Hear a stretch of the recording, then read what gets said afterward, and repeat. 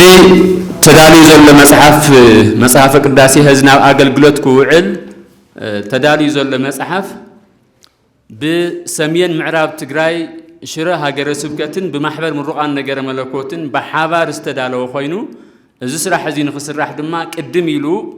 ناصر حوص أنيحهم دحر دما بمنور سلامة لعلواي بيت كنت أرثوذكس توهد وتكسيان تقراي فقاد توهيو ترائي بليكاون ترائيو استحتم مصحفيو سلازي حزبنا أمانينا بقانقو بتسمعو ناي أدو قانقا بتقرينيا سرعة أملكو خسمع سرعة أملكو كفسم اللو كابزبل تبقصوت سرح ناتسرح أنيحو دحر بمنور سلامة ملو أفلطون فقاد نخحتم أبزو درجازي بقيع اللمو إذا خناتات زي كمي كمستخدة بخمي كمستجمرة تعينت بروسس كمزحالفة بزجلس من جدي ممهر في شالة حدش ناي كلجنا ناي نجار ملكوت ممهر كأرولنا أيام حزي ممهر في شالة مدرخ هو مالتي. تناي سرقة خيدي استجورلو لو ما أنت راح يكونن أب شراء هجرس كتب زحالفة جزية كم زي عند برنامج نيرو تناي ناي مصحفتي ناي مبصح كيدون أو تخيديو كم رمالهم معنتي عم قال هجرسكت أو كل لجناون أو كل بتا سب فلت أصل زلوا نزم مصحف زي بقليلوس إلنا تكون نخنوس نتسبوني اتمصحف يسرع خم زلوا دحر بزح خيدي كم ناو كل خمس سرع أون مفلات أكلي سوزي أنا نوح ساعات يتصنحن حتصير ساعات يتصنح نسون اتمصحف تعيز مثل الحساب نمرأيو تحساتنا إذا حد صار ملأخت زيا هذا دحرة بايتا نايزي مصحف كاب جئز ناب تقرنيا بي ناي دورة أباي بحالي ويك آدمو يتبهال كاود ما مخنيات صحفت نايزو مصحف قداسي زين من تا يترجو مدليو كالي دما كلت أكلات نجار ملكوت من رؤان محاورن شراها جرسكتن كلتي محاورهم بفقاد منور سلامة قدوس يندس لزتوهابه كلتي ساعات تاين شرحهم مبل سال سايد ما أفتقيدي صراحة أنت عينت تجوان فتاة نيروم تهجت إمام ذو الحساب كالي تحسوا أنت أي تقداس يزول مذكرت أنا تخن من توهيبو ذو الحساب ونلو كم تجرشا نتم أبزو صراحة تزيز تساتفوا أكلات مسجانا زتوهابه ما جرشوا لبوا يزخون دلو زيادة أنت الحسابات حتر بزولا ملكوعون مقراب مكوري نتو نباب ندانو كيكون زوجع تزل حساب كنا جري زيون تايو أب عدنا ويك آدمو أفتح أخصماويت بيت كريستيان ويك آدمو تجراي بهالعدي مصحفتي مترجم ويك آدمو ناب نيادو قانقا مترجم سي لو ما يكون أنت جميرو سجمر الجزيون ماربسو وقدوس أبونا سلام كساتي ورهان من كساتي ورهان نسوم باباس كوينهم كابز مسؤول أبز عدزي كافتز نور وعد مسيوم جئز تماهيرهم بيتكتين مصحفتي كابز تفعللي قانقاتات ناب جئز قانقا يترجم كم زنور مو زنا يترجمي مصحفتي زي دما ناقص على خمس مسألة دحري إدماني متشم بزغنا يكون من قدي نايت عدي ناي محدرة قداي نوادق أنت خيت له تناي قانقا قدايون مسؤول لزوادقه جئز قانقا نتداخمه اتونكس ناون كواخسوم نابزاوجي كابزاوجي وندمون أو شوا نخد خيط كله اتم ناي قانقا جئز تتكاملنات أو كيدنا تنتبات أو خيدو تبجئز زفلت زار نورا محبرسب ببوليتيكا مغنيات تبجئز نورا عندنا دحرايون تحبرت سبنا بتجرنيا تقامل نورا دحراي ترجم كامست بوليتيكا أنت خيد جئزنا محرنيا أما تجرنيا ندحري تجريفو جئزنا محرنيا تجرو تحبرت سب تجراي بجئز تخيل كايا بجئز سمع تزكيل كايا وندماني أم حرنيا تلام مدنا توهلا يصنحوا سلازي اتوزت مهارة إليت زخنا سب ناس معه بخلتي نادمس اتو حرستاي زخنا دما وا زي سمعوا قانقا تجئز مصص إلو ويك آدم وتم حرنياون تأيام زلنا زلون دال صنحيو بزي مخنيات جن نزي نمملاسيو تو نزي كاب جئز ناب تجرنيا سدلله مخنياتو تجرنيا زارب محاورسب لسانة تجراي زارب محاورسب حسكا جندما بتو ناي قدم قانقا خي زارب اتقدم قانقا طفيو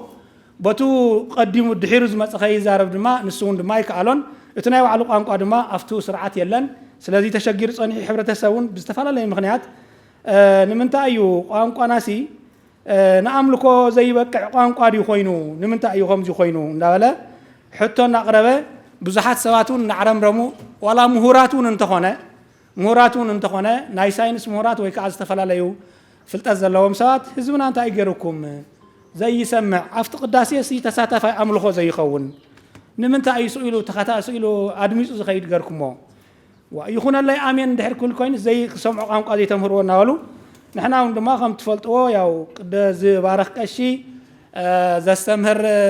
በዓል ቅኔ ዝትርጉም በዓል መጽሓፍ በመሓርኛ ምዝራብ ከም ሓደ ዓብይ ስልጣነ ተወሲዱ ትግርኛ ምዝራብ ደግሞ ከም ሓደ ናይ ጭሰኛ ወይ ከዓ ደግሞ ናይ ስኢሉ ትሑት ማሕበረሰብ እናተባሃለ የታይ ዝበሃል አምላካችን እግዚአብሔር ይባርክልን ይቀድስልን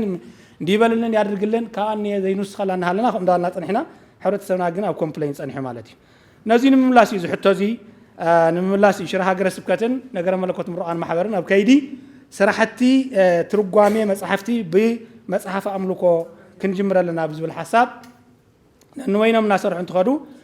ባጋጣሚ ግን ክልቲኦም ተረኺቦም ሓደ ዓይነት ስራሕ ንምስራሕ ክልቲኦም ኣብ ሓደ ነጥብ ስለ ዝተረኸቡ ነዚ ሓቢሮም ንኽሰርሑ ፍቃድ ኣምላኽ ኮይኑ ማለት እዩ ስለዚ ክልቲኣቶም ተነጋጊሮም ብ 2009 ዓመተ ምህረት ቅድሚ 2009 ተረኺቦም በዚ ግዜ እዚ ድማ መቕላዕዮ ተገይሩ ኣብ ስራሕ እናሃለው ድሕሪኡ ከዓ ፀገም ስለ ዘጋጠመ እዩ እቱ መጽሐፍ ኣብ መንጎ መንግስቲ ትግራይን መንግስቲ ኢትዮጵያን ዘይምጣዓም ነገር ስለ ተፈጠረ ኣብ ትግራይ ከቢዱ ኩናት ወይ ከዓ ደሞ ዘርኢ ዘጥፍእ ወይ ከዓ ዘጽንት ኩናት ብምፍጣሩ እቱ መጽሐፍ እዚ ብፍቃድ ኣቡነ ጴጥሮስ ብ2012 ዓመተ ምህረት ወላ እኳ ናብ አዲስ አበባ እንተተላእኸ ግን በቲ ኩናት ምክንያት ተቋሪጹ ጸኒሑ ኩሉ ነገር ስቶፕ ገሩ ቶም ደም ስር ናይቱ ኣምልኮ ናይዚ መጽሐፍ እዚ ፍጻመታቱን ጠጠው ኢሎም ጸኒሖም ብድሕሪ እዚ እግዚአብሔር አምላኽ ፈቂዱ እቱ ናይ ቀደም ጥንታዊ ዝኾነ መንበረ ሰላማ ክልቲአን አብያተ ክርስቲያናት ክልተ እኳ ይኾናን ምናልባት በትሕዝ ዘሎ ምሕደራ ክልተ እዩ በአምልኮ ይወልኩን ኣነ ምናልባት ስለዚ ግን መንበረ ሰላማ ናፍቲ መረበቱ ምስተመለሰ ግን እንታይ ኮይኑ ኦርቶዶክሳዊ ተዋህዶ ቤተ ክርስቲያን ትግራይ ናይ ባዕላ ሲኖዶስ ብምስራታ ኣቦታታ ብምምራፃ ብምሻማ ድሕሪኡ መንበረ ሰላማ ከም በሓድሽ ተቋቂሙ እቲ መጽሐፍ ድማ ከም በሓድሽ እንደገና ተራእዩ ናብ ስራሕ ተኣትዩ ማለት እዩ ስለዚ መጽሐፍቲ ክትርጎም ዝተዋሃቦ ስልጣን ንሽራ ሃገረ ስብከት እዩ ግን ድማ ምስ ነገረ መለኮት ምሩቃን ማሕበር ሓቢሩ ናሰርሐ ስለ ዝመፀ እምበኣረይ ይቐጽል መብኡ ይወዳእ ተባሂሉ እንደገና በዚህ መሰረት በፈቃድ መሰረት ስራሕ ተሰሪሑ እንደገና መጀመሪያ በመጋቢ ሐዲስ ዮሐንስ ምስ ናይ ነገረ መለኮት ምሩቃን ምሁራን ኮይኖም ተርጉሞም ዳሕራይ ድማ አይ እዚ ነገር እዚ መሽናስ ክመልሽና ንርአዮ ናይ ደብረ አባይ ምሁራን ናይ ትበሃል ናይ ቀለም ለውጢ ዝፈልጡ መምህራን ካፍቱ ደብረ አባይ ብቅዳሴ ሞያ ዘለዎም ሰባት ይምፁ እሞ እንደገና ይረአ ምናልባት ሓደ ሓደ ቦታታት እውን ምስቱ ባህል ዘይኸይድ ነገር ከይህሉ ተባሂሉ ሓደ መምህር ብናይ ደብረ አባይ መዝገብ ቅዳሴ ትምህርት ቤት ወይ ከዓ ደሞ ብዘመናዊ ባህላ ዩኒቨርሲቲ ቅዳሴ በሽራ ሃገረ ስብከት ተመሪጹ መጽዩ ይትበሃሉ ምልክቱ ዘርኡ ካብ መጀመርያ ጀሚሩ ሳብ መጨረሻ ከመይ አየናይ ምልክት አበየናይ ቀለም ክዓርፍ ኣለዎ ዝብል ሓሳብ ብደንቢ ሰብ ተመዲብሉ ምስኡ ዝሰርሕ እዚ ስራሕ እዚ እንደገና ከም በሓድሽ ተራእዩ ነዊሕ ግዜ ወሲዱ ኣብዚ ግዜ እዚውን ብዙሓት ዕርምርማት ነይሮም እዛ መጽሐፍ እዚኣ ጠፊኣ ዶ ናበይ ክኸደት እንዳበለ ሰብ ውጭ ዓዲ ዘሎ ውሽጢ ዓዲ ዘሎ ኣርእየ ኣቢልኩም ኣጥፊኢኹማ እንዳበለና ጸኒሑ ንሕና ከዓ ፈሪሕና ዝፈርሐናሉ ምክንያት እንታይ እዩ ንኣምልኮ ዝውዕል መጽሐፍ ናይ ግድን ተጻሪኹ ወፅእ ስለ ዘለዎ በሰብ ሞያ ተወሳኺ ሞያ ዘለዎም ንኽምልከት እውን ክስራሕ ኣለዎ ተባሂሉ ስለ ዝተኣመነ እዩ ተሰሪሑ ስለዚ ዘዋ ሰሜን ምዕራብ ዝሰርሖ ስራሕ እንተሃለዎ እንታይ እዩ መጀመርያ ካብ ሃርድ ኮፒ ናብ ሶፍት ኮፒ ምልዋጥ ካብኡ ድማ ደብረ አባይ ምስኡ ስለ ዘሎ ዘመልክት ሰብ ምድላው እዚኦም ናሃቱ ስራሕ እዮም ነገረ መለኮት ምሩቃን ማሕበር ድማ እቱ ዝተገልበጠ ወይ ከዓ ደሞ ካብ ሃርድ ኮፒ ናብ ሶፍት ኮፒ ዝተገልበጠ ብምሁራን ሊቃውንቲ እንደገና ተራእዩ ኤዲት ንኽግበር ካልኣይ ነገር ድማ ናይ ትርጉማቱን ክግበረሉ نايتناي زيما الرمات زجبرن زملكتن سبون دما بعلمايا مديبكا خالوت موران كاماي نجر ملكوت موران دما وسيخ كان زين خسرح زيوم يمنرهم تبصرحتي قللت يكونن كتزارهم كلها بطعم قليليو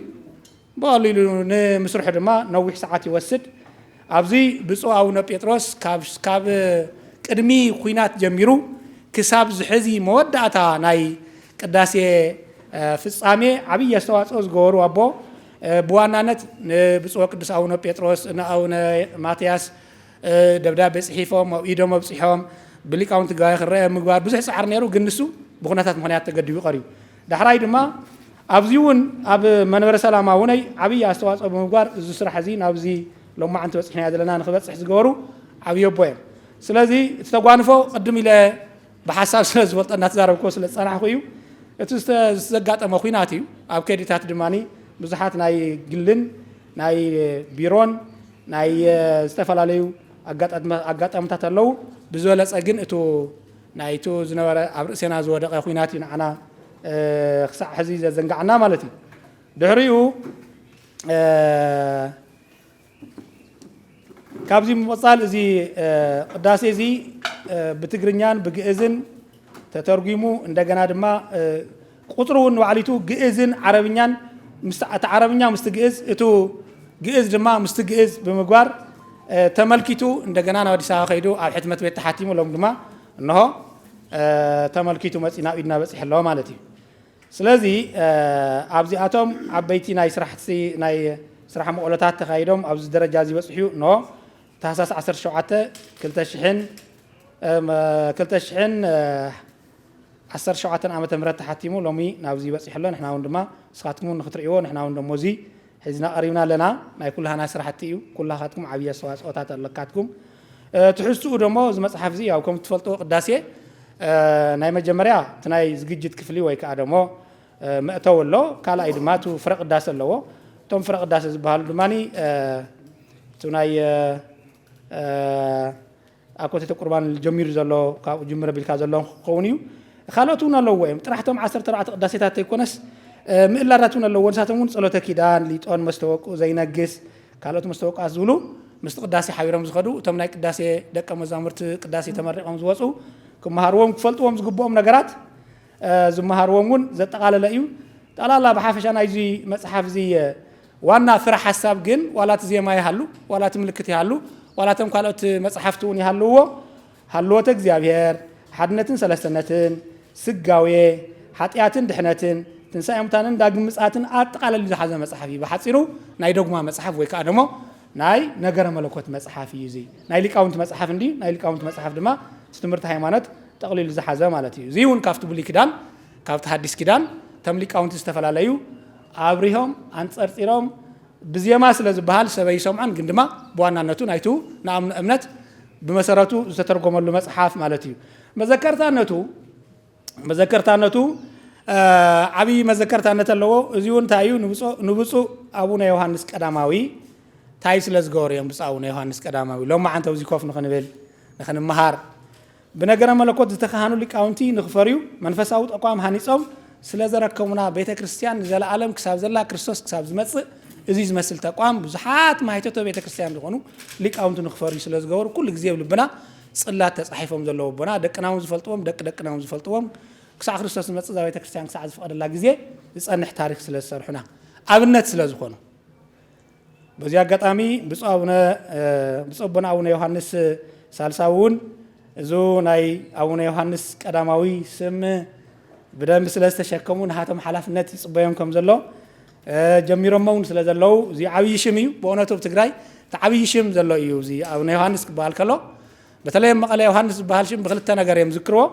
ናነዚና ንዝክሮም ዘለና ኣነ ባይዘወይ ምስ ደም ነፍሰይ ተተሓዙ ስለ ዝኾኑ ኩላኻትኩም እውን ከምኡ ስምዒት ከም ዝስምዐኩም እቲ መፅሓፍ እውን ብዋናነት ብቐዳሚነት ቅድሚቶም ፓትርያርክ ንዕኦም ኣስታዊስና ኣለና ማለት እዩ ካብኡ ንብፁዕ ወቅዱስ ኣቡነ ጳውሎስ ፓትርያርክ ርእሰ ሊቃነ ጳጳሳት ዘኢትዮጵያ ሊቀ ጳጳስ ዘኣክሱም ጨገ የለን እዚ በእውነቱ ብሓቂ ንምዝራብ ብፁዕ ወቅዱስ ኣቡነ ጳውሎስ ኣቦና ብዙሕ መስዋዕቲ ዝኸፈሉ ኣብ ማእገሮም ብዙሓት ኣባትርን ካብ በትሪ ዝመረሩ ዘረባታት ብድዕታት ምንቁሻሻት እንዳበጽሖም እንሃለወ ነቱ ብፁዕ አቦኦም አቡነ ዮሐንስ በቅድሚኦም ዝነበሩ ዝመስረትዎ ኮሌጅ ንቤተ ክርስቲያን ዝሃቦ ንዖም ኣይኮነን ናይ ግል ገዝኦም ኣይሰርሑን ወይ ከዓ ንቤተሰቦም ኣይሃቡን ንቤተ ክርስቲያን ዝሰርሑ ዋጋ ዝኸፈሉ ናይ ዞም ኣቦዚኦም ራእይ መናኽ ቀር የብሉን ኣነ ስልጣን ተረኪበ ናይ ዚኦም ራእይ እንድሕር ተዘይፈጺመ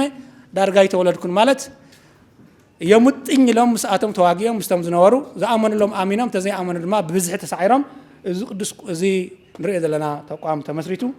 ነዚ ክበቅዕ ክኢሉ መጽሓፍ እኳ ይኸው ብትግርኛ እኳ ንምትርጓም በቂዕሎ ማለት እዩ ስለዚ ነዚኦም ኣቦታት እዚኣቶም ኩሉ ግዜ ዘይንርስዖም ትውልዳና ንዝክሮም ኣቦታት ብዙሓት ኣቦታት ኣለዉ ብዙሓት ዝሰርሑ ኣቦታት ኣለዉ ናይቶም ካልኦት ኣቦታት ስራሕቲ ኣቃሊልና ኣይኮነን ግን ብብዝሓት ስለ ዝኾነ እዩ ብመንፈሳዊነት ብነገረ መለኮት ርቀት ዝዓበዩ ዝመጠቑ ነዊሕ ራእይ ዝነበሮም ንእግዚአብሔር ኢዶም ሂቦም ዝሓለፉ ብፁዕ አቦና አቡነ ዮሐንስ አቡነ መርሃ ክርስቶስም ኣብዚ በመዘከርታነት ንዝክሮም ኣቦዮም ካልኦት ኣቦታትና እውን ከምኡ ስለዚ ከከም ናይ ስርሖም ንብፁዕ አቡነ መቃርዮስ ኣለዉ ንብፁዕ አቡነ ናትናኤል ኣለዉ ብዙሓት ኣቦታት ናይ ትግራይ ኣብዚ ሰሪሖም ዝሓለፉ ብሂወት ዘለዉ ብፁዕ አቦና አቡነ ኢሳያስ እውን ንባዕሎም እዚ ኮሌጅ እዚ ክትከል ከሎ ዓብዪ መስዋዕትነት ከፊሎም እዮም ስለዚ ካልኦት ብፁዓን ኣቦታትና ድማ ሕዚ ነዚ ኣሰር ናይ ዞም ኣቦታትና እዚኣቶም ተኸቲሎም ንክሰርሑ ኢና እቲ መዘከርታነት እዚ እውን ነቶም ኣቦታትና ኣክሪዴሽን ወይ ከዓ ደሞ ኣፍሉጦ መሃበር ላይ ስለ ዝኾነ ኣብ ስራሕ ዓብዪ ነገር እውን ክሰርሑ ስለ ዘለዎም ብስሩ እውን ድማ ዘይንርስዖም ኣቦታትና ስለ ዝኾነ እዩ ብፁዕ ኣቦና አቡነ መርሃ ክርስቶስ ቀዳማዊ ዕምቆት ብዘለዎ ነገረ መለኮታዊ ትምህርቶምን ብሂወቶም ክርስቶስ ብምምሳል ዓብነት ኮይኖም ዝሓለፉ ኣቦ ስለዚ ነዚ ኩሉ ንሰብ ተይበሉ ንእግዚአብሔር ዘእያደሉ ለገጽ ቅድሚ ሰብ እቲ ክበሃል ዝግብኦ ዝብሉ ሓቂ ዝኾነ ሓቂ ሓሰት ዝኾነ ሓሰት እንዳበሉ ዝሓለፉ ኣቦ ስለ ዝኾኑ እዚ ድማ ነገር መለኮት ትምህርቲ ከዓ ንሓቂ ናይ ክርስቶስ ብርሃን ንሰብ ምብራህ ስለ ዝኾነ እዩ በዚ ኢና ንዝክሮም ማለት እዩ ካሊእ መዘከርታነቱ ካብ 2013 ክሳብ 2015 ዓመተ ምህረት ኣብ ልዕሊ ትግራይን ተጋሩን ዝተኸየደ ኩናት ብእምነቶምን መንነቶምን ምክንያት ብግፍዒ ሰማዕትነት ንዝተቐበሉ መምህራን ካህናት ዲያቆናት ደናግል መነኮሳያት ሰንበት ተምሃሮ ምእመናን ወምእመናት ኦርቶዶክሳውያን ተዋህዶ ቤተ ክርስቲያን ትግራይ እዚኦም ከዓ ንዘለዓለም ዝዝከርሉ መጽሓፍ እዩ ማለት እዩ ስለዚ በዙ ግፍዒ እዚ ምክንያቱን መጽሓፍ ተቋሪጹ ስለ ዝጸንሐ እዚኦም ከዓ ንዘለዓለም ንዝክሮም ብዘይ ምንም ነገር ምንም ዘይመስሎም ግን ድማ መስቀላቶም እናደርበዩ መጠምጠሚያቶም እናውደቑ ዝባኖም እናቐልዑ ዝተገረፉ ዝተቐተሉ ካህናት ዲያቆናት መነኮሳያት ኣብ 60 ዓመተን ዝተደፈራ መነኮሳያት እዚኣተን ንዝክረሉ ስለ ዝኾነ እዚ መጽሓፍ እዚ ዓብዪ ታሪክ ዘለዎ መጽሓፍ ኢለ ኣምን ኣነ ከም ብግለይ ማለት እዩ ስለዚ ሞሳ ወይ ከዓ ደሞ ምስግና ንምሃብ ብዋናነት ብመጀመርያ ክንዛረቦ ዝግባአና መንበረ ሰላማ ናይ ትግራይ ኦርቶዶክስ ተዋህዶ ቤተ ክርስቲያን ቅዱስ ሲኖዶስ ስራሕ ፈጸምቲ መንበረ ሰላማን ብጠቕላላ እዚ መጽሓፍ እዚ ርኡይ ኮይኑ መጽሓፍ ኮይኑ ኣብ ኢድ ምእመናን ወምእመናት ትግራይ ንኽበጽሕ ስለ ዝገበሩ ስለ ዝፈቐዱ ፈቓድነቶም ምክንያቱ ተዓብዪ ነገር ፈቓድ ስለ ዝኾነ እዩ ምክንያቱ ነቶም ምእመናን ትግራይ ምፅፅ ኢሎም ክኸዱ ተይኮነስ ብቋንቋኦም እናሰምዑ ኣብቲ ቅዳሴ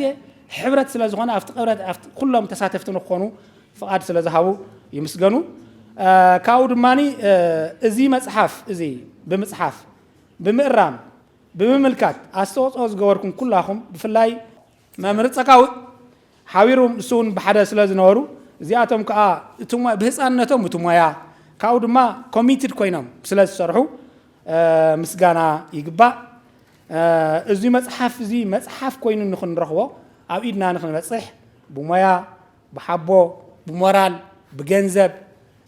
ብኩሉ ኮታስ እቲ መጽሓፍ ብዝሓቶ ግብኣት ኩሉ ንዝሓገዝኩም ኩላኹም ምስጋና ይግባእ ማለት እዩ ስለዚ እዚ ተግባር ብፍልጠትኩም ዝበልክዎ ዘረባ ስለ ዝኾነ ኣክል እዩ በዚ መሰረት ኣብዚ ክዛረቦ ዝግባእኒ ነገር እንተሃለወ እዚ መጽሓፍ ኣምልኮ እዚ ብተደጋጋሚ ኩሉ ዓይነት እርማት ተገይርሉ ዝተሓተመ መጽሓፍ ይኹን እምበር ዝኾነ ይኹን እርማት ኣብ ዝተረኸበሉ ግዜ ኣብ ካልኣይ ሕታም ንክስተኻኸል ርእይቶኹም ኣይፈለየና ኣብ ቀዳማይ ሕታም ብውሱን ቁጥሪ يتحتموا زلهم بخالاي بالخالاي بركت زولا بركت يلو تحتموا نخلو تبصحين خون لجزهم يفلينا لجسون يدليايو من على لجس سوات كله توليهم ما ذكرت أنتو بأمنتهم زي سلازي حسابي أبزي كتعال كله حفت زلكم خلوا زلكم عقم زلكم سوات نتهم زي خلوا مجزء نزع عقم زعن السانو أبيات كريستيانات ممران تمارو ببزل لكم عقمي جزيهم نخط قملو عم جبار كم وندما زي سمعوا زي فلتوا مصحف زلهم خانوا زي فلت سوات نحرتها اليوم مسيم نخجزوا عم جبار مصحف مبلك على أي سالساي راح عينا تحتمه عندنا دمو زلوا نجرون نام حاشة نقص على كل سب بقداسة أب قداسة راح مقداسة يكون سحر حر سوا جزء جرو ندام بابا خم يعمل خات نازل نجر نخفلت كيدان ونقول له كيدان كل جزء بس قد صلاة سلازخانة كسام عق إلى اللوا ليتونون كمو تخالت ناي عملكو صلاتاتون كمو نخفلت حبرة السمنة زعمنا نجر أنت غفلت نخت جورو يلابو كبرن مسجانان وداسين عملخون سماين مدرن زفترة الأولجزاير يكون آمين ما وسن مخانو فليتنا أولك لولك سباتون أدلايس للخونة لما مهرانون أدلايس للخونة يكونن بر إدميا هو هذا الجباء لأدبارات نأبيات كريستيانات كالتيفن هزبن بتي بوانكو بسرعات نخجل جلالو نخت كمالو عبديس ترخوكم يكون بميديا تكهاتلو أكلات زمس حافزي زي بس حلن أدباراتن قداماتن بغت أدبارات بعدين كوسدا يخلاين السمجبار ذي خلات خوينا عندما عقمز لكم ولد بيت كريستيان سجاز لكم حوات أحد نأبيات كريستيانات كتوسدو كم تخلو نمجلات يوم علتهم زي مسوالكو بزعباتي برنامجاتنا بوانا بكل زحدنا يوزيو جن تجازا تاي تسمعوه زي مسحف زي تصريحه بموسو زي نعملو كزروع المسحف تجرنيون جئزون ناي زما ملكتون بيت بحال دبر أباي تصريحه بموسو لبيت كريستيانان تاي ربحال لو لبل لجزاء حساب نخ وهاو يعدل كهم مالتيو كاف بسوان أو جميرة أو زي زلخم ليكاونت حساب نجزاء كهم مالتيو تأي فايدو مسحف بوعلو مسحف كوين ممسا بفلاي دما نعملو كوزوع المسحف مخانو كم أون بوانقانا بمخانو تاي ربحال لو لبيت كريستيان التوسنا حساب كن قبل موك هؤلاء معصوي برنامجاتنا هنكسل مالتي وولد ومنفس قدوس أهلو أملاك آمين بسوان أبو لكان باباسات كوران نأكل لجنا ممحدرتي كوران نأكل لجنا ممران كوران دك مزامرت كوران عدمات أجايش بسم እግዚአብሔር هردحن حديراتكم آمين نزجزيه زبصحنا قويتا سراويت እግዚአብሔር أملاكنا سموز تمسجن يكون ما ياو يكرتها قديمة كدم بوتاتي ياو دس لزولني أحد حالة زي دس كله كهالله دس نزول نجر قديم كا إيدكا موسى صبوا إذا خوني لخاموسى ديمو ياو تاي تسمعكم زول حتى سلز حطتنا ممري وانسون أنا بتعامي دس يلني دس بلن نتاعيو من الواش أوانا كبابي بفلاي أب تجراي قاموا من على شو إثيوبيا كنبل نخلينا كلتن اشتي زتواتات أرو حسوات اللوي لي وسد بتحدوا جن تيت انتاو زقانة كدسات مسحفتنا حوسو تغلال لنا بيت كريستيان هفت جنة زتزجبلو جزء قانقا يتأفر بزح جزية سعر نجبر من الواش سقاطو بنا لنا أنا خمو سمعت سلازلني من الواش درجة زو سمعن زريان ونكم سلازقانه بتحدوا جن دمو جز نبزحت سبات نرحق سلازمسه سلازي بزحت سبات سلازي دمصون سلازي سمعون بسنكو قانقا ولا كحانتي نفسي كابغزي أبير كم منجست أملاخ كتفلن كتطفئن سلازي بالله بسنكو قانقا بزي مسمعهم بزي مردهم زطفوا نفسات دمو بتحد وجن زتحساس بنا قداي سلازي أنا هذي حسب كله خلتيهم نجارات قنني أنت تصرح لهم بهلاء بمجمريا من الواش مريج أي نادليتي نمقل أزاكل بسنكو أنقا ولا حدث كاب من قصة أملاخن كاب دحناتن كتهرف كم زي ولو تناأسه بزردو أنقا سبيخنا أملخو فتسيمو بدحريو بناس أفقادو نايوعلو مريج غيرو أبدو لي أنت نبرة أقام يولن بسنكي ناي بيت كريستيان قلت بسنكي بقانقو بزردو قانقا بسنكي زي ممهران زي مسواخان قل لمثالي معني مسو كابيت كريستيان كفلن كام منقصة أملاك كفلن سلزي ولو تحزي بنقرة ملكوتن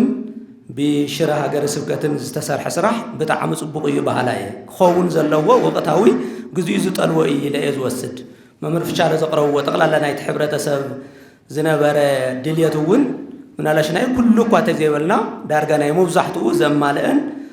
بستوسنا ملكعون تزل الناس أقام كفتح زقلن سلازقانه ndiyao ananta zkhowun hazwun ጥራሕ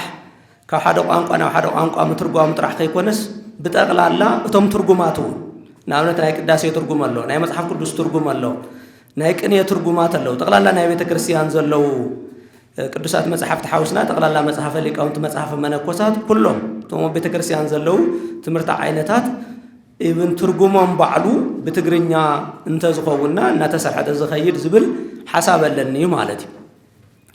زيلة بتخالي وجن دمو من الباش تجلس قانقنا ون زحزم نجارات بصحة نجارات سلزلو كنفلتهم سلزجبنا نكردهم سلزجبنا دمو نسوون جوني من اللاش تي حبرة سبنا بجئز سمعلو زمهارلو جئز فلتون من جدون جون انت السرع مخنياتهم مدخامو ما يتعرفن ناتقرينا نظرنا يوم بزخدنا قصري تجئز ناترسع مخادي يتعرف مخنياتهم حدا وانقان ناتفو يزغير بحرياوي سلازم خلتي جون زخدلو من جدي تزفت أرزبل حسب ما دليل تناي مجمرة خبز دليل زويو تخال أيتي من الواش أفتناي بفلاي أو زود دايزوي استساتفكم كل خاتكم مسجانا لني جن من على شفتم بفلاي تراقيهم من مسجن الناس على اللوم أبوتاتن أبو ملهم منهم عينة كريتها بالليل جن حدا نجار جنز تعرفه مثلاً لمثال بزح جزية تدقاقامي بناي دورة أباي يتبهال بقتناي أو دورة أباي زلوا ناي بيت كريستيان هفته جنت قولي هنا قوات بزح بتدقاقامي بقال جليس أمني رمان فرشالي جنا فتمسجنا أي سماع خون من الواش أي سماع هو طبعاً خجل لذي خير مالتنا بسروقون بمسارته حدا ما أخل كلونا لو ناي كداسي تقل الله مالتي سلزي من الواش دورة أباي أفتنا يمسجنا زي ملعلو تزل على صبغنا يرزبل أستعيت لني مالتي ياو أمود أتا أنا خبز دل تعيو زيناي كداسي مصحف ناو تقرينيا مترقوامو حدا نجار كوينو جن من الواش أفتي نايزيما بزح جزية بزي ما ونزب هالنجار سلازلو من الواش نسوق تحاسي ولو ده خوون زب النجار مالتي بتقرنيا خزية مزخل له من قد ندحر هالليو بزح جزية توم ناي زي ما عينتاتنا بجزء خووننا إن النزمة منا زي كم من الواش تاي تحاسي خوون زب النجار بحطه ملك علني سلازي نستوعب النعدل بتعاملنا مسكنكم خبرتي هذا أو زي صراحة زي زدخانكم زواج أخوم زوارتكم كل خاتكم بركة تسجان كأوزي أبيهري عدلكم كبلي دلي غني الله. تحن حديراتكم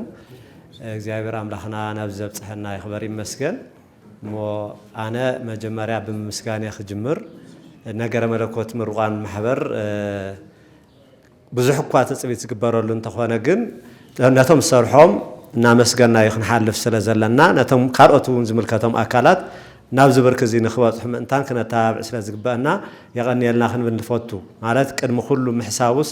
قدمكم أتي خافتم صلاتون تزرع على صلات زخانة تعبي مستيرن تعبي سماوي خبري نايم لا أختن الساتفلون قداسينا بتلسان حزب السمعو ክትርጎም ምግባርኩም ሕቶ የብሉን ብቋንቋ ብዝሰምዖ ቋንቋ ምግባር መንፈስ ቅዱሳዊ ሓደራ እዩ ናይ መንፈስ ቅዱስ ኣብ ልዕሊ ሃዋርያት ምውራድ ንኻልኦት ክበጽሕ ዝናገር ዘለኹ ዝገዛ ንዘሎ ይኮንኩን ብሚድያታት ይመሓላለፍ ስለ ዘሎን ሓደ ሰባት እውን ብትክክል ይግንዘብዎ ስለ ዘየለውን እሞ ናይ ሃዋርያት ውህብቶ ካብ ዝኾነ ሓደ በብቋንቋኡ በብዓዱ እናኸዱ ንኸምህሩ እዩ ዝተኣዘዝዎ እዚ ናይ መንፈስ ቅዱሳዊ ልእኽቶ እዚ ክፍጽም ዘይኽእል ድማ ናይ መንፈስ ቅዱስ ተመራሕ ይኮነን እየ ዝብል ኣነ እሞ እዚ ኣብ ግምት ውሽጢ ዝኣተወ ከምቲ ንዝክሮ ቅዱስ ጳውሎስ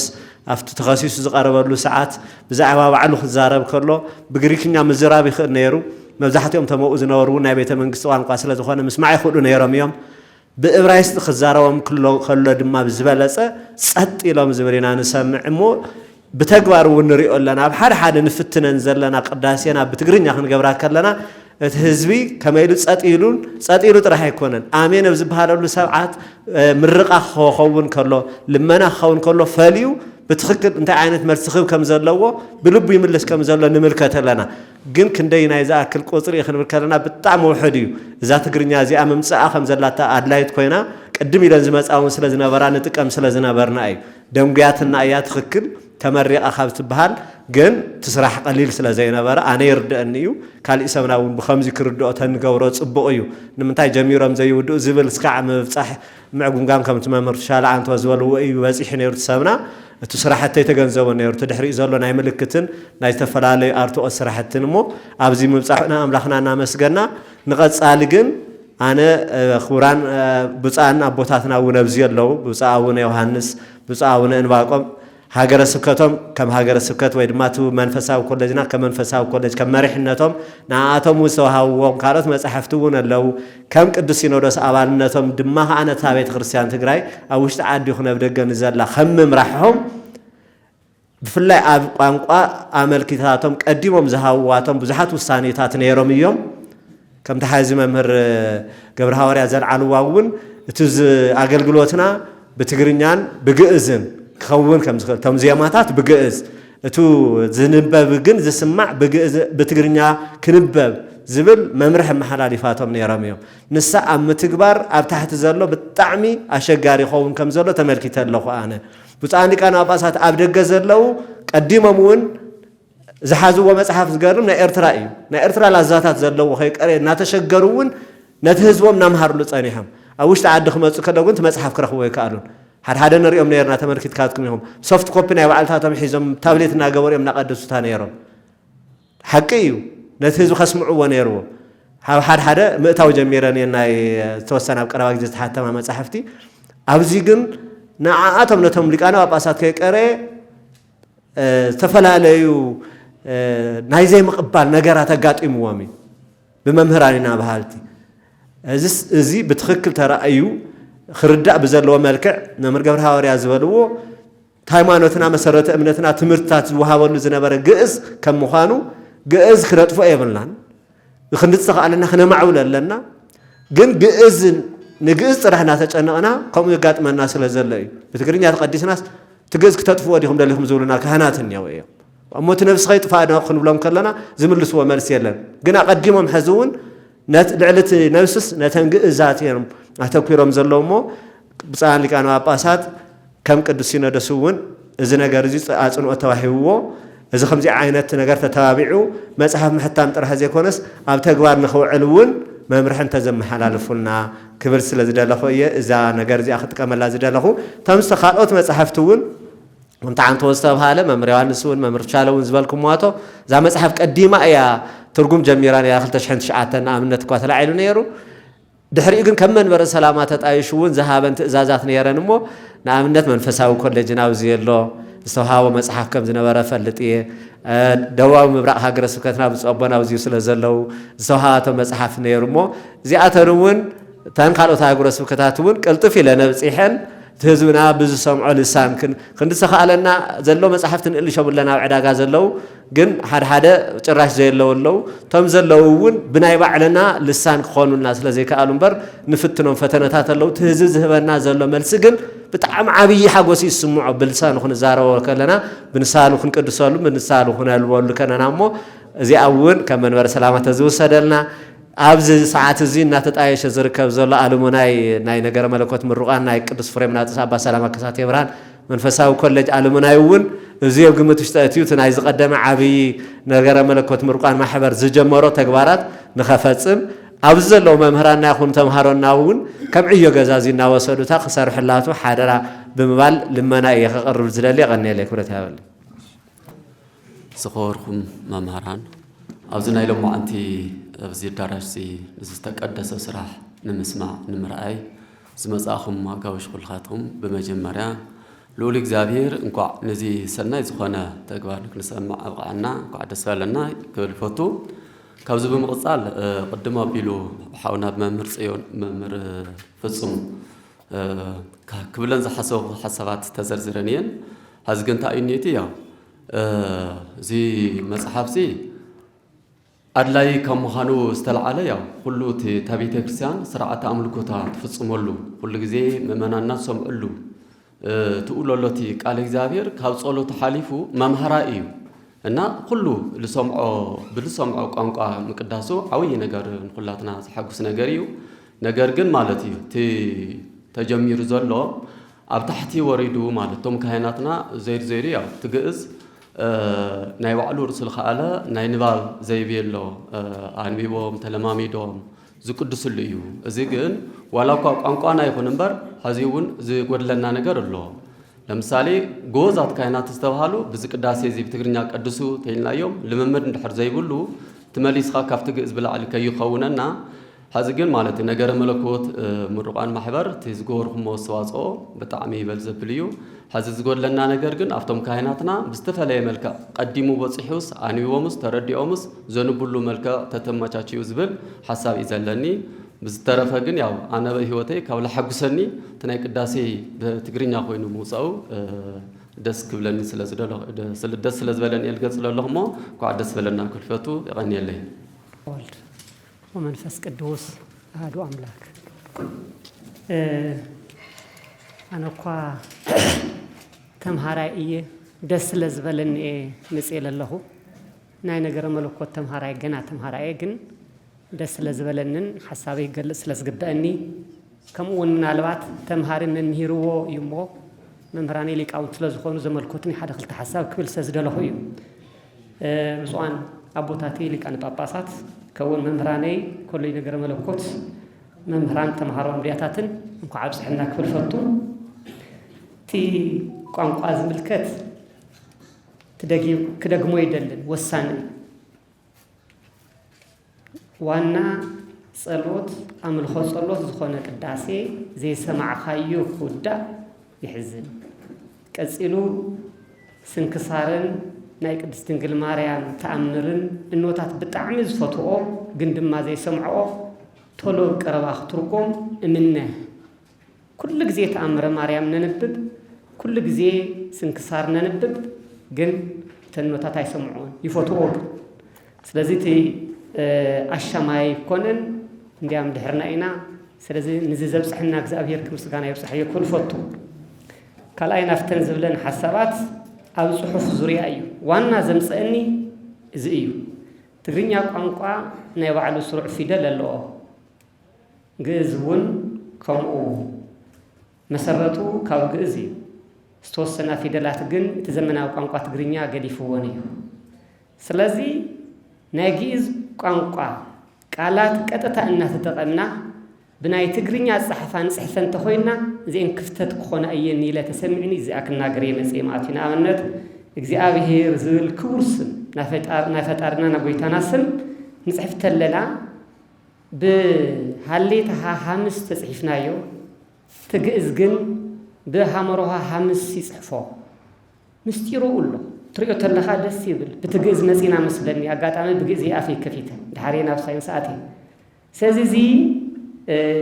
ሊቃውንት ኣቦታትና ኣሪምኩም ኣለኹም እቲ መፅሓፍ ርእየዮ ደስ ይብለኒ ኣብ ትግርኛ መፅሓፍ ቅዱስ ግን ብተሓደ ይፃሒፍ ካብኡ ትቆራፅኣ ኣራብዕ ድማ ንጥቀም ናይ ባዕልና ናይ እግዚኣብሔር ስም ተንህብ ነርና መኽኣልና ናይ ትግርኛ ከዚ እቲ ቃል ናይ ግእዝ እዩ ታይም ዝበሉ ግዕዝ በራሱ ቋንቋ ሰደበው ግዕዝ ብናይ ዋዕሊ ቋንቋ ሰዲዮም ሞተ ኢሎም ትሞተ ትግርኛ ካልኣይ ምጻናሉን ስለዚህ ዚን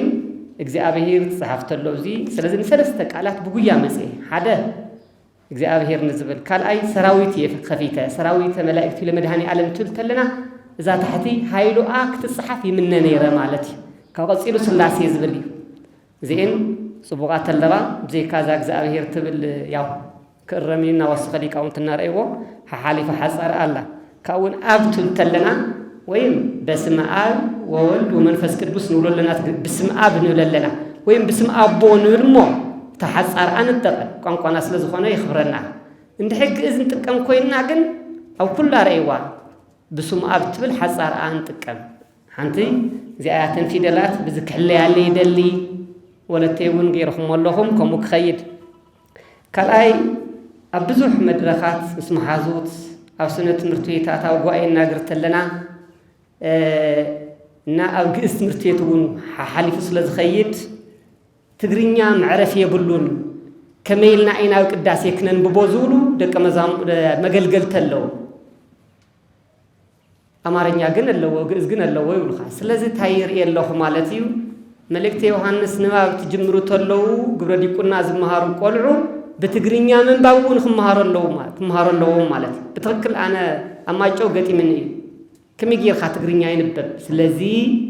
ولا قا بوسن لممد تملك أون كائنات كعبيون تخالو زسقهم خمسة اللوجن بس قبعة تردي دياكونات بحلفي مالتي سلزي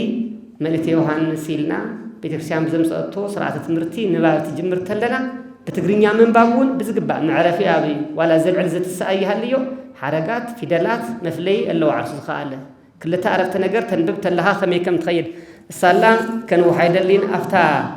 سالسيتي نتوي ذهبا قدست أرثوذكس توهد بيت كريستيان أرثوذكس توهد كريستيان تجراي تاي كل دلي استوهد نا أيتي مأخل كل يا دلي خزت صحف بجز بتجرينيات صحفت لنا كيلاك صحفلو تمزور مولي كاونتي تمزو صحفو دما إذا جبر ترم تلخا كصحفو زخولو نأيتي ناي كمبيوتر ساينس التمهارو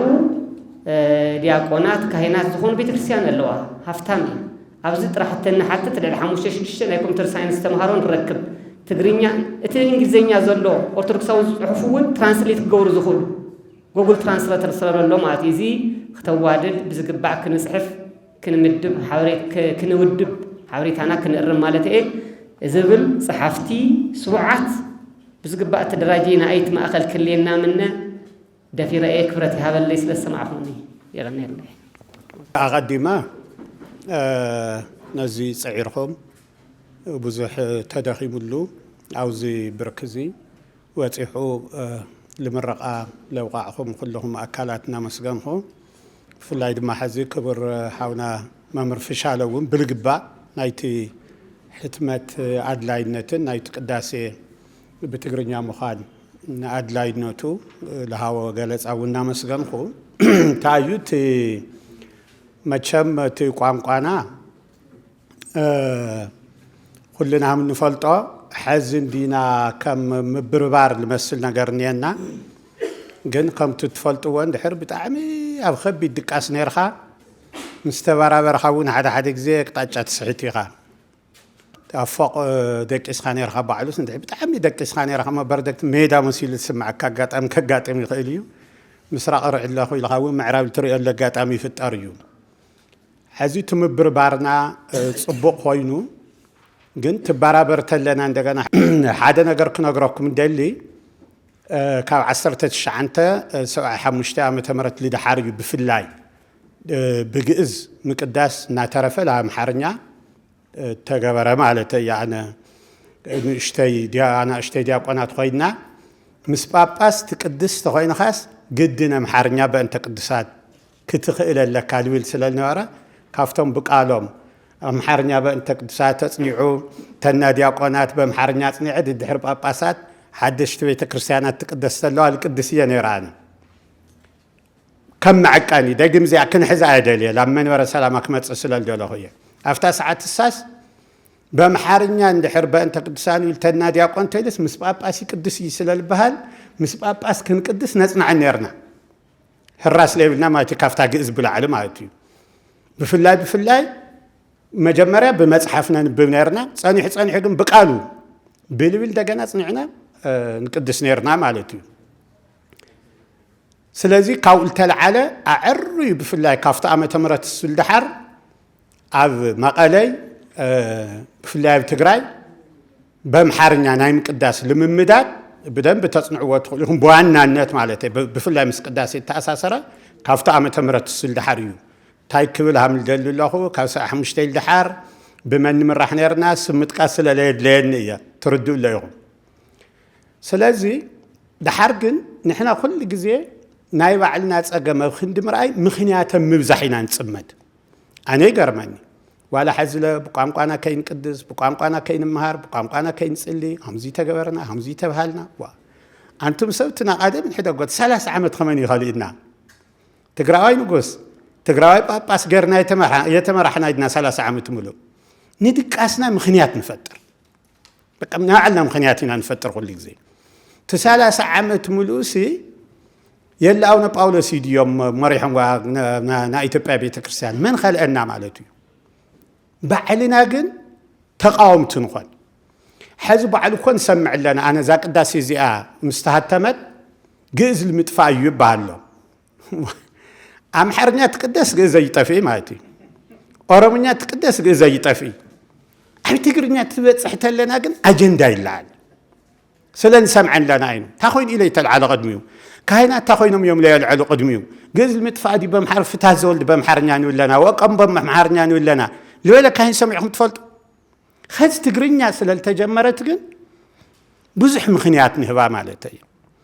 سلازي برديت بونا ما انت كناتو يعني زي كم ما تولم صالخو افتي قانقانا للنا ملكتا وانتو ممر فصمي مثلا متانف سدت تطفاتي الخيمكو عاد غزي نفسس بجئز التوقع المسلم بزحت يم بايزن وا سمعكم ودي خميص تبلتل لخن غزعت تالس هاي نفس تسمع ياي بحال مالتي بجز دي اسمع خوينا تا نفسي هذه تاسقام السمعت ديال نفسك تسمعها ان حاسبنا له اما እንደገና ከይን ምለስ انا كل ጊዜ ናይ ምምላስ ሁኔታት ስለለለየ በሐቂ ትግርኛና ማጥዑም ምዃኑ አሁን ዮሐንስ በትግርኛ انا ካልኦትራቶም ካልኦት ቦታ ስለለ ሰምዕየ ይቅርታ ሎም ይኻ ተድንቅ ከይቱልኒ حقውን ስለልኾነ ትላዛውን ስለልሰማዕኽዎ وقبم تلتلو فتازولد تلو تمال حمص غورخم سبات نورخم كما يوم بصابنا بتجرنيا تنوت وانجل متعمسي كما يلن تنديتا تمسيت النيرن كافت جئز بلا علي يسمعوا اسللنا برايو لزيون كو يوم بصابنا نمرها كريستوس انا كل جزيا كلنا هنتقصا سلال قبايو اتم لي تسمعوا وتجرنيا تزارو يولنا يرمعون مرها كريستوس لكس نزارون برين سمعين هنا سلالي سمعنا يوني سونا قيمولو سلازي قداي دبر اباي تلعلت له بعلوكو بعد ما يعرس قلته قدام رمس زي بهال توهيلس نناهم زي كو توهال بالتوهيلس تحر حدا مصحف قريب سري الله تايدلو نا غندر قداس ممهرس بدبر اباي توهال صحيفيات تول تارخوا ماتي تحبين سيعتقي كما إنا نكون لنا تول ماتي كاو غندر موصينا بزع دبر ابايس كما ملكا همامات كما جبر همامات نخبرس كابليه تصحيف لنا مالتي سلازي دا دبر اباي قداسي قدم حزين فلطينا تي نبره وزغب سدد كلها تايل بحالتو ناي دبر اباي لا تبهاله سالا ابونا بركتهم يبصحنا هم تممر فش على الولو بصاون يوحنس قداماو ግን ممهران مكاب سلالنور علامهم بصاون يوحنس داغماوي لما قلم صيام اما هبراو نور البحال ودامارا مقميطم قصيل እንደገና ላው ዚላብ ደብረ ሰላም ሰምጽወም ብጻው ነጫውር ለዘምናይ ሰሜን ወሎ ሀገረ ስብከት ሊቀ ጳጳስ በኦዋኑ ናይ ኢትዮጵያ ኦርቶዶክስ ተዋሕዶ ቤተክርስቲያን ሐዋርያው ተልእኮ መምሪያ ሐላፊ ነይሮም አው ኦዋኖም ለቦና 6 ወርሕ ወሲዶም በትና ቀደም ነበረ ቴክኖሎጂ ለኾነ هم ሸኽላል መስል ሽክርከር ነይሩ ለርካውኩም ልትልኡ ይኹም ወይላ ካልኡን ተቀይሩ ይኾን ማለት እዩ لما أخل وسيدم تزيما سك قرص بمقبار اليوم نديم بإثيوبيا درجاون كباص حغيرم مالتي أنا إحنا بإدنا سلالخان بزح ترجمين هوي سلازي حزون حدا ما أكلوا النت تلهلونا ما أكلوا النت هلونا لكعكوا يقدم حزي تو بيت كريستيان صقم لنا بولك يبزح بولك يلعلو يصحفوا ما دحر ميጭባት ያቤድና እሱ ባዘ ብትንትና ውጪናኛ ማእከላውነት ይብልናይ እንድሕር ብማእከል ለኾነ ነገር ላይ ተሰራጭዩ ብቱን እዩ ለኾን ንናዕሉ ስምዒት እዩ ለሕዝ ልክዕዩ ከም ለቦና ቡጻውነ ሳሙኤል بحق بقانقانا كنتقم بقانقانا كنقدس بقانقانا كنمهر بقانقانا صلوته تكليل كنبصح بحق صحيفهم ونيو غيرهم ونيو ياوم مالتي افتر ما اخله محرنيا كفيلومس انا يغرم بحق بچم تومناتنا مدناقس لليله مدنايه انبر اللسوم حزل الخفل ولا واقاكو بحق سوينا برحقه خوينا تريت لنا الخين فلطن خيلينا مايت اما اخل خوين خا اوزيل لنا كن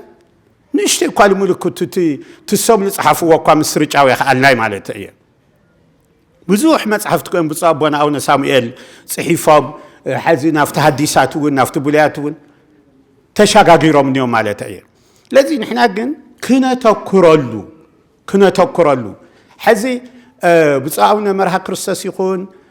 ካልኦት አቦታት ብፍላይ ብጻውነ መርሃ ክርስቶስ ቦናም ትፈልጥዋ ናይ መጀመሪያ ሊቀ ጳጳስ ኮይኖም ተሸሙሉ ኤርትራ ክፍለ ሀገር እዩ አባና እንደገና ታይጸገምኒዮ አብ ኤርትራ ተመዲው ለኸደም ሐራይ ትግራይ ኮይኑ ይልምለስ አብ ትግራይ ተመደው ሐራይ ግን ለአናይም ሐራይ ገይርና ይልምለስ ዝፍሉጥ ስለልኾነ የሙሱ ስለንሕና ገደል ማሚተን እንኳን ማለት እዩ ማንም ጠይቁ ብዙሓት ኸዝ ፖለቲከኛታት ዓበይተ ሰባት ምናምን ይናሉ ብሎ ትግርኛ ኸይሉ ካመይ ኸይሉ አይ አስመራ እንደዚ ወርሕ ተቀሚጡ ይባሃል أنا جنها متلولكم لأنا محرج غيرنا يملس مالتي حذي قن أصل النور الشعوب تعمي بزح جزية ناقر نير ما هبرا هاريات باللي بعل نور الدميتروس بتاع أمنا بيت كريستيان مسفح مسبونا بصاوني يوحنس قدم والواد هذا نورو ما هبرا هاريات مصريتم ترجميو عندهم تو زعم كلكوا درجة كلكوا حزب تجرنيا وصيحم يمساتم كميت حزب يردوا كميت كرسنا كميتم كائنات نقيحم نيو سلازي حزون لما خلمصيناتو ጉዳይዚ አቱም ነገር መለኮት አህዋትና እግዚአብሔር መስገን እዚውን ፍረብጹ አባና አሁን ዮሐንስ ቀዳማው እዩ ሰላም መንፈሳው ኮሌጅ መምሃርታይ መኻኑ ተረዲኡዎም እንዲዮም ትምርት ቤት ከፊቶም ስለዚህ ናቱ ጽይት በመኻንኩም ኮሌጅና እውን በሐቂ ይخرع ይሕጓስ ንሱውን ዩናይ መምሃርኩም ጽይት ምዕራብ ሀገረ ስብከት አባናውን በብጻውነ ጴጥሮስ ለምራሕውን በሐቂ መቀለ ሽረ ማለት እየ سمين معراب كرتا بتقادم انتني ليه عم قال نورخم مسايه بناي عدم نورخم بصابون اون بيترس ما زي القدس يلبال نير حق المزراب مقاله بتاعمي كافتهم فلوطات ابا زرا داويت لا توهالم مقاله عبيت كبره بعالات مس بصابون اون مرحب نورلو ما زي القدس ما زي ابا زرا داويت القدس يلبال نيرو نايتو ما يسمنا ايوم معناته اما قالنا ون እግዚአብሔር ይመስገን حزون ما زي ما يوحنس القدس ينان بحالنا እና ተመቦታት ሞያኦም እዩ ከመን ወረ ሰላም ግን አነ حزب መተሐሳሰብ ለህብታዩ حزب ስቁሉ ከምቲ ናይ ሰሜን ምዕራብ ሀገረ ስብከት ከምናይ ነገር መለኮት ገርና እንድሕሪና يحزون ክንጽገሚና ለማ አኸል ይምጻ በሐቅ ተዘራረውሉ አፍቲ حزب ቀጻላይ ለሲኖዶስ بمأخذ خوينو كلنا هاجر السكتات خذ كوز يتأكدنا أننا منهم تايم بولكنا داس جزاناس بزح ترجم الكهلوا يخليه تنأبيات كرسانات كم مدى وردوا بصر بقى كم ممرحي كون تجنا سلطنا يدلي الخلو تم حرنيا ما كم تلو الخمفتي ناين عدم النبرة كفي لما محرنيا همزة بنت ساعات اندزينا تزيم خلينا قرنا نيرم خذ كابلو بصابنا أو يوحنس بحق تلازا بعض كم حلالف مقبار بعلم بصابنا ون او كلاسات حد غزي بزقات امز بحق كعدم دلي لا تو كلهم كلاسات كما كملنو ولو تقداسل تم دقه مزامرتنا تحادل خذتهم كاينات حدش ነገር متتاون ስለልኸውዶም يعني حق المزراب تحاوي سناندو ትግርኛ ምዃኑ ጥራሕ እኮ خل አይኮነ ናይ ፖለቲካ ትግርኛ ካለ ይመቸም ናይ ሚድያ ትግርኛ ከዚ ካልእ ኮይኑ ናይና ና ቤተ ክርስቲያን ግን ናባዕልና ላዝኡ ንባቡ ጣዕሙ ክነሰልጥን እውን ይግበአና እዩ ላው ክትሸጋገሩ ትኽእሉ ኣለኩም ብስሩ ፀዊዕኻ ለምሳሌ ምስ መቐለ ሃገረ ስብከት ብምዝራብ ካህናት ፅዋዕ ቢልኻ ከም ልብፁ ኣቦና ኣቡነ ዮሃንስ ከም ልብፁ ኣቡነ ኤፍሬም እውን ሰሚዐ ኣለኹ ከፍ ኣቢልካ ከመይ ከንውሃም ዝግባእ እውን ሰውልና ተዓድልና ምሕዚ እውን ምስ ኸወዶም ኸዊድና ምባል ስለንሓፍር ላበይና ንኸድ ላው ተቃውሞ ምክንያት በቃ ኮይኑዋ ዛገዝ ከጥፍእዋ ኢሎም በቃ 8,000 ወፅሒ ዳኹን ይክብልና እዮም ስለዚ ካብዚኣ ክንወፅእ ተኮይንና መንበረ ሰላማ ብማእኸል ደረጃ ከም ኣጀንዳ ሒዙ ኣንፈት ይውሉ ኩለን ኣህጉረ ስብከታት እውን መኺረን ኣሉ ብግድን ባዘው ገለገሊኡማ ናይ ቦታትና ትእዛዝ ናይ ምቕባል ኣሰራርሓ ክህልወና ክኽእል ኣሎ ትእዛዝ ኣብሎ ድልዮ ትእዛዝ እዩ ክዋሃብ ዝግባኦ ኩለን ኣብያተ ክርስቲያናት ትመፅሓፍ እዚ ክሕዛ ግድን እዩ ተባሂሉስ መደብ ክወርድ ክኽእል ኣሎ ብፍላይ እዚ ካብቲ ምንጩ እዩ ካብቲ ደብረ ኣባ እዩ እና ኩለን ክሕዛ ኣለዎን በዚ መንገዲ እዚ ክቅድስ ኣለዎን ልብልስ ኣብቲ ቅድሚትና እውን ሓቂ ንምዝራብ ርክበ ካህናት ስለለሎ ኣብዚ ዘለኹም ኣቦታት ከም ኣጀንዳ ተላዒሉ ብዛዕባ ቋንቋ ለኣፈፃፅሙ መንተ መምርሒ ክወሃቦ ይግባእ ክብል የደልየ يغني له